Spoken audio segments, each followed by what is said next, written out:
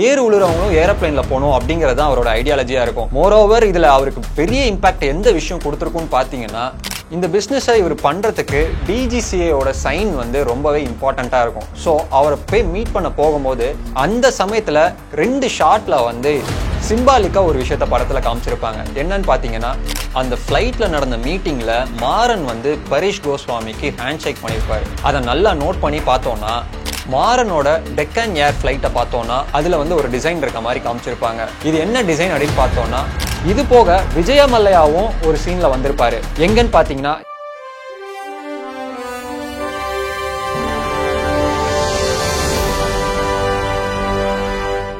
வணக்கம் மக்களே, நான் உங்க டேனி. இன்னைக்கு நம்ம சினிமா அன்பாக்சிங்ல எந்த படத்தை பத்தி பார்க்க போறோம்னு பாத்தீங்கன்னா, ஒரு ஸ்ட்ராங்கான ஐடியாவை மட்டுமே கையில வச்சுக்கிட்டு அந்த ஐடியாவை நம்பி மட்டுமே இதை எப்படியாவது எக்ஸிக்யூட் பண்ணிடணும், இந்த பிசினஸை எப்படியாவது ரன் பண்ணணும் அப்படின்ட்டு ரொம்ப கஷ்டப்பட்டு போராடுறாரு. 20-30 ஏஞ்சல் இன்வெஸ்டர்ஸ் கிட்ட போயிட்டு ட்ரை பண்றாரு. யாருக்கிட்டையுமே ஓகே ஆகல. அது மட்டும் இல்லாம இந்த ஜெனரேஷன்ல மாடர்ன் ஃபெமினிசம் அப்படின்ட்டு என்னெல்லாமோ தப்பா பண்ணிட்டு இருக்காங்க. ஆனா ஒரிஜினலாவே ஒரு ஃபெமினிசம் எப்படி இருக்கணும் அப்படிங்கறத இந்த படத்துல இந்த கதை மூலமா ரொம்ப தெளிவா காமிச்சிருக்காங்க. இன்ஃபேக்ட் சொல்ல போனா இந்த படத்தை டைரக்ட் பண்ணதே ஒரு ஃபீமேல் டைரக்டர் தான். யாருன்னு கேக்குறீங்களா? சுதா கொங்காரா. அவங்க டைரக்ட் பண்ணி சூர்யா, அப்பர்ணா, கருணாஸ் இவங்க எல்லாருமே நடிச்சிருக்க படம் தான் சூரரை போற்று. இந்த படத்துல நான் என்னெல்லாம் உங்களுக்கு கண்டுபிடிச்சேன் அப்படிங்கறத சொல்றேன்.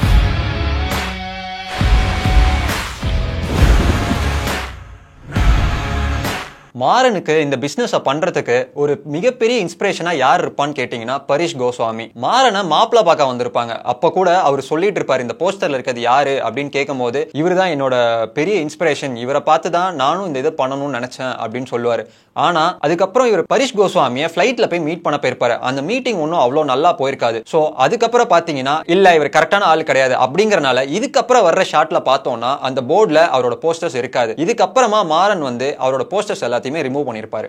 அந்த ஃபிளைட்ல நடந்த மீட்டிங்ல மாறன் வந்து பரிஷ் கோஸ்வாமிக்கு ஹேண்ட் ஷேக் பண்ணிருப்பாரு. அதை நல்லா நோட் பண்ணி பார்த்தோம்னா, அவர் ஹேண்ட் ஷேக் பண்ண உடனேயே அடுத்த செகண்டே வந்து ஹேண்ட் சானிடைசர் எடுத்து ஹேண்ட் வாஷ் பண்ணிட்டு இருப்பாரு. இது வந்து மாறனுக்கு ஒரு பெரிய இம்பாக்டா அமைஞ்சிருக்கும். என்னடா கை கொடுத்தோன்னே உடனே கை கழுவுறாரு, நம்ம என்ன அவ்வளோ கேவலமா போயிட்டோமா அப்படிங்கிற மாதிரி இருக்கும். அவர் இதுக்கு என்ன பண்ணுவாருன்னு பாத்தீங்கன்னா, இவரு ஃபர்ஸ்ட் டெக்கன் ஏர் ஸ்டார்ட் பண்ணும்போது அதுக்கு முதல்ல லோகோவா எதை சூஸ் பண்ணிருப்பாருன்னு பாத்தீங்கன்னா, 2 பேர் ஹேண்ட் ஷேக் பண்ற மாதிரி தான் லோகோவா சூஸ் பண்ணிருப்பாரு. அதுக்கப்புறம் தான் வேற மாத்திருப்பாரு. ஆனா முதல்ல சூஸ் பண்ணது இந்த ஹேண்ட் ஷேக் பண்ற இந்த சிம்பிளா தான் சூஸ் பண்ணிருப்பாரு. இந்த ஃபிளைட்ல இப்படி நடந்த இந்த இன்சிடென்ட் ஆல்ரெடி ட்ரெயின்ல ஒரு டைம் நடந்துருச்சு. படத்தோட ஸ்டார்டிங்லயே மாறனை மாப்பிள்ள பார்க்க வந்துட்டு இருப்பாங்க. அப்போ ஒரு ட்ரெயின் சீக்வன்ஸ் காட்டியிருப்பாங்க. அந்த இடத்துல ஒருத்தர் வந்து உட்காரும் போது, இது என்ன ரிசர்வ்டு கம்பார்ட்மெண்ட் தானே, இவ்வளோ பேர் இருக்கீங்க, எதுக்கு நீங்க எல்லாம் இங்க வரீங்க அப்படின்ட்டு ஒரு மாதிரி ரொம்ப ஒஸ்டா பேசியிருப்பாரு. அது மட்டும் இல்லாம பக்கத்துல இருக்க பாட்டி தெரியாம உரசனோன்னே, தள்ளி உட்காருங்க, இதெல்லாம் வேற நான் அனுபவிக்கணுமா அப்படிங்கிற மாதிரி ரொம்ப ஒரு மாதிரி கொச்சத்தனமா பேசியிருப்பாரு. இதுல என்ன சொல்ல வராங்க அப்படின்னு பாத்தீங்கன்னா, பணம் இருக்கவங்க மட்டும்தான் இதெல்லாம் அனுபவிக்கணுமா, மத்த யாருமே இதெல்லாம் போகவே கூடாதா அப்படிங்கிற விஷயத்த முறியடிக்கிற மாதிரி தான் மாறனோட ஐடியா என்னவா இருக்கும்னு பாத்தீங்கன்னா, ஏறு உழுறவங்களும் ஏரோப்ளைன்ல போகணும் அப்படிங்கறது அவரோட ஐடியாலஜியா இருக்கும். மோரோவர் இதுல அவருக்கு பெரிய இம்பாக்ட் எந்த விஷயம் கொடுத்துருக்குன்னு பாத்தீங்கன்னா, அவர்கிட்ட கையில காசு இருந்துமே அவரோட அப்பாவோட டெத்துக்கு அவரால் வர முடிஞ்சிருக்காது. ஃபிளைட்ல இல்ல இந்த பணம் கம்மியா இருக்கு, இன்னுமே ஜாஸ்தியா வேணும் அப்படின்னு சொல்லி கடைசி நிமிஷத்துல அவரோட அப்பாவோட ஃபேஸ் அவரால் பார்த்திருக்க கூட முடியாது. இந்த விஷயமும் அவரோட லைஃப்ல அவருக்கு ரொம்பவே இம்பாக்டா கொடுத்திருக்கும். இதுல நடந்த மாறனோட கல்யாணமே ரொம்ப டிஃபரெண்டா நடத்திருந்தாங்கன்னு சொல்லலாம். இதுல நல்லா நோட் பண்ணி பார்த்தோம்னா, பின்னாடி ஒரு சைடு பெரியாரோட போட்டோவும் இன்னொரு சைடு அம்பேத்கரோட போட்டோவும் இருக்கும். பொதுவா ஒரு கல்யாணத்துக்கு ஒரு கருப்பு கலர் சட்டையை கூட போட்டு வரக்கூடாது அப்படின்னு நிறைய பேர் சொல்லுவாங்க. எதுக்கு ஒரு நல்லது நடக்கிற இடத்துல எதுக்கு ஒரு கருப்பு கலர் சட்டை அப்படின்னு கேட்பாங்க. ஆனா மாறன் பார்த்தோம்னா அவர் கருப்பு கலர் சட்டையை போட்டுட்டு தான் கல்யாணமே பண்றாரு. இது போக இதை சும்மா வந்து ஒரு ஆர்டினரியா ஒரு கல்யாண ஃபங்க்ஷன் அப்படிங்கிற மாதிரி கன்சிடர் பண்ணிருக்க மாட்டாங்க. இது ஒரு விழாவா கன்சிடர் பண்ணிருப்பாங்க. அதுவும் என்ன விழா அப்படின்னு பார்த்தோம்னா, இணை ஏற்பு விழா அப்படின்னு தான் போட்டிருப்பாங்க. இது போக பொதுவா ஒரு கல்யாணத்துல எல்லாருமே தாலின்னு ஒண்ணு கட்டுவாங்க. ஆனா இந்த கல்யாணத்துல தாலி எதுவுமே கட்டிருக்க மாட்டாங்க. ஜஸ்ட் மாலையை மட்டும் தான் 2 பேருமே மாத்திருப்பாங்க. அதுலயும் கூட முதல்ல மாலையை யார் போட்டிருப்பான்னு பாத்தீங்கன்னா, பொண்ணு சைடு தான் போட்டிருப்பாங்க. படத்துல மாறனை வந்து ஒரு பெரியாரிஸ்டா காட்டியிருப்பாங்க. பொதுவா பெரியாரிஸ்டா அவங்க எல்லாம் வந்து கல்யாணம் பண்ணோம்னா பெருசா சடங்கு சம்பிரதாயம் இதெல்லாம் வந்து எதிர்பார்க்கவே மாட்டாங்க. ஜஸ்ட் மாலை மட்டும் தான் மாத்துவாங்க. அதுக்கேத்த மாதிரி தான் இந்த கல்யாணம் நடந்திருக்கும்.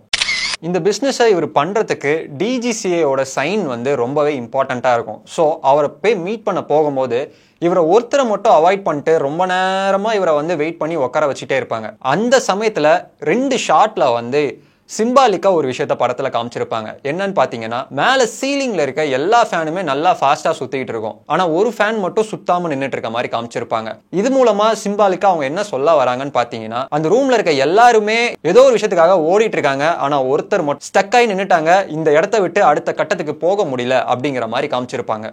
மாறனோட டெக்கன் ஏர் ஃபிளைட்டை பார்த்தோம்னா அதுல வந்து ஒரு டிசைன் இருக்க மாதிரி காமிச்சிருப்பாங்க. இது என்ன டிசைன் அப்படின்னு பார்த்தோம்னா, இது ஒரு காமன் மேன் கார்ட்டூன். ஒரிஜினலாவே இந்தியன் கார்ட்டூனிஸ்டான ஆர்கே லக்ஷ்மணன் தான் இதை டிசைன் பண்ணாரு. ரியல் லைஃப்ல டெக்கன் ஏருக்கு இதே கார்ட்டூன் தான் யூஸ் பண்ணியிருந்தாங்க. இதுல கொஞ்சம் சேஞ்ச் பண்ணி என்ன மாத்தி இருந்தாங்கன்னு பாத்தீங்கன்னா, ஒரு கையில டிக்கெட் இருக்க மாதிரியும் இன்னொரு கையில கலப்பை இருக்க மாதிரியும் காமிச்சிருப்பாங்க. ஏன் இப்படி வச்சிருக்காங்க அப்படின்னு கேட்டீங்கன்னா, மாறன் வந்து ஒரு டயலாகாவே சொல்லியிருப்பாரு, ஏறு ஓட்டுறவனும் ஏரோப்ளேன்ல போகணும், அதை சிம்பிளைஸ் பண்ற மாதிரி தான் இந்த காமன் மேன் கார்ட்டூனை அங்க பிளேஸ் பண்ணிருப்பாங்க. மாறன் அவரோட இந்த ஃப்ளைட் பிஸ்னஸை ஒரு மாதிரி ஸ்டார்ட் பண்ற டைம்ல அவங்களோட மிஸ்ஸஸ் வந்து ஃபுட் கான்ட்ராக்ட் எனக்கு தான் வேணும் அப்படின்னு கேட்டிருப்பாங்க. அதுக்கேற்ற மாதிரியே ஃப்ளைட்ல ஃபுட்ஸ் எல்லாம் ஏத்திட்டு இருக்க இந்த ட்ரக்கை நல்லா நோட் பண்ணி பார்த்தீங்கன்னா இதுல என்ன எழுதியிருக்குன்னு பாருங்களேன். ஸ்கை செஃப் பொம்மி அப்படின்னு போட்டிருக்கோம். மாறன் கையில ஒரு வாட்ச் ஒன்று கட்டியிருப்பாரு. இது எப்பத்துல இருந்து இவர் யூஸ் பண்ண ஆரம்பிச்சார் அப்படின்னு பார்த்தீங்கன்னா, மாறனுக்கும் அவங்க அப்பாவுக்கும் ஒரு பயங்கர சண்டை நடந்திருக்கும். அந்த சண்டையில மாறன் தான் ரொம்ப கோவப்பட்டு நிறைய விஷயங்கள் தகாத வார்த்தையெல்லாம் நிறைய பேசியிருப்பாரு. அந்த சமயத்துல இருந்து தான் அந்த கோவத்தினால மாறன் வந்து அவங்க அப்பாட்ட பேசாமலே இருந்திருப்பாரு. இதுக்கப்புறமா ஒரு 3 இடத்துல பயங்கர இவர் கோவப்படுத்துற மாதிரி விஷயங்கள்லாம் நடக்கும். அந்த டைம்ல ரொம்பவே பொறுமையா இருப்பாரு. பிளஸ் வந்து அந்த வாட்ச் வந்து அப்பப்போ கீ கொடுத்தா மட்டும்தான் அந்த வாட்ச் ஓடும். அந்த வாட்ச்க்கு கீ கொடுத்த மாதிரி ஒரு பொசிஷன்ல தான் உட்காந்துட்டு இருப்பாரு. சோ இது மூலமா என்ன சொல்ல வராங்கன்னு பாத்தீங்கன்னா, அவர் முதல்ல கத்துக்கிட்ட விஷயம், கோவப்படுறதுனால இழக்க போறது என்னமோ அவரா தான் இருக்க போறாரு. அதனால கோவத்தை விட்டுட்டு பொறுமையா இருக்கணும் அப்படிங்கிறத இந்த வாட்ச் மூலமா நமக்கு சொல்லியிருப்பாங்க. பிளஸ் மாறனோட அப்பா வந்து ஒரு முக்கியமான விஷயமா என்ன சொல்லியிருப்பாருன்னு பாத்தீங்கன்னா, பணத்தை விட டைம் தான் ரொம்ப முக்கியம். ஏன்னா பணத்தை கூட திருப்பி எவ்வளவு வேணுமோ சம்பாதிச்சு எடுத்துக்கலாம். ஆனா ஒரு டைம் நம்ம லூஸ் பண்ணிட்டோம்னா அது திருப்பி கிடைக்கவே கிடைக்காது. அப்படிங்கிற மாதிரி தான் இவர் எப்பெல்லாம் கோவம் வருதோ அந்த டைம்ல அந்த வாட்சை சரி பண்ற மாதிரி காட்டியிருப்பாங்க. தன்னோட டைம் வர்ற வரைக்கும் கொஞ்ச நாள் நம்ம வந்து பிளாட்ஃபார்ம்ல உட்காந்து தான் ஆகணும் அப்படிங்கிற மாதிரி ரொம்ப பொறுமையா வெயிட் பண்ணிட்டு இருப்பாரு. அடுத்ததா இந்த ஷாட் நல்லா நோட் பண்ணி பார்த்தோம்னா, ஜாஸ் ஏர்லைன்ஸ் எல்லாமே டிலைட் அப்படிங்கிற மாதிரி காமிச்சிருப்பாங்க. டெக்கன் ஏர்லைன்ஸ் வந்து அரைவ்ட் அப்படின்னு காமிச்சிருப்பாங்க.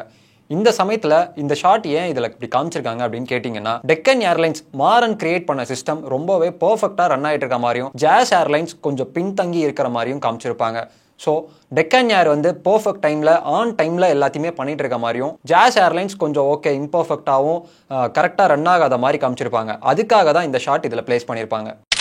பொம்மி கேரக்டர் மூலமா இவங்க என்ன ஒரு நல்ல ஒரு ஃபெமினிசம் சொல்லியிருப்பாங்க அப்படின்னு பார்த்தீங்கன்னா, கான்ட்ராஸ்டா ஒரு விஷயம் இந்த படத்தோட ஃபர்ஸ்ட் சீக்வன்ஸ்ல நடந்திருக்கும். பொதுவாக ஒரு மேரேஜ்க்கு பொண்ணு பார்க்கறதுக்கு தான் எல்லாருமே கிளம்பி போவாங்க. ஆனா இந்த கதையில மாப்பிள்ளை பார்க்கறதுக்காக கிளம்பி வந்துட்டு இருப்பாங்க. ஸோ யாரும் என்னை வந்து சந்தையில மாடை வந்து பார்த்து விலை பேசுற மாதிரி என்னை யாரும் பார்த்து பேச எனக்கு தேவையில்ல, என்னோட பார்ட்னரை எனக்கே சூஸ் பண்ணிக்க தெரியும் அப்படிங்கிற மாதிரி ஸ்டார்டிங்கே ஒரு டிஃப்ரெண்டான விஷயத்த பொம்மி கேரக்டர் பண்ணியிருப்பாங்க. ரெண்டாவதா பார்த்தீங்கன்னா, மாறனோட பிஸ்னஸ் ஐடியாவா இருக்கட்டும், அவர் பிஸ்னஸ் ஸ்டார்ட் பண்ணி அவர் பண்ண ஆரம்பிக்கிற அந்த டைம் ரொம்ப நாள் ஆயிருக்கும். அந்த டைம்ல ஃபுல்லாவே இவரை டேக் கேர் பண்ணிக்கிட்டது இவரோட மிஸ்ஸஸா தான் இருக்கும். இவருக்கு ஒரு வேலை கிடைச்சி ஒரு விஷயத்த பண்ண ஆரம்பிக்கிற வரைக்கும் இவரை full and full take care பண்ணி இருந்திருப்பாங்க. இது போக மூணாவதா இயற்கைக்கு எதிர்மாறா இன்னொரு விஷயம் என்ன நடந்திருக்கும்னு பார்த்தீங்கன்னா, பார்ட்னர்ஸ் 2 பேருக்குள்ள சண்டை நடக்குது அப்படின்னு பார்த்தீங்கன்னா, ஒன்னு அம்மா வீட்டுக்கு கோச்சிட்டு போயிடுவாங்க, இல்ல அப்பா வீட்டுக்கு கோச்சிட்டு போயிடுவாங்க. ஆனா அது எதுவுமே இங்க நடக்காம, நான் எங்கேயும் போக மாட்டேன், நான் இங்கே தான் இருப்பேன், இதுதான் என் வீடு அப்படின்ட்டு டயலாக்லாம் கூட பேசியிருப்பாங்க.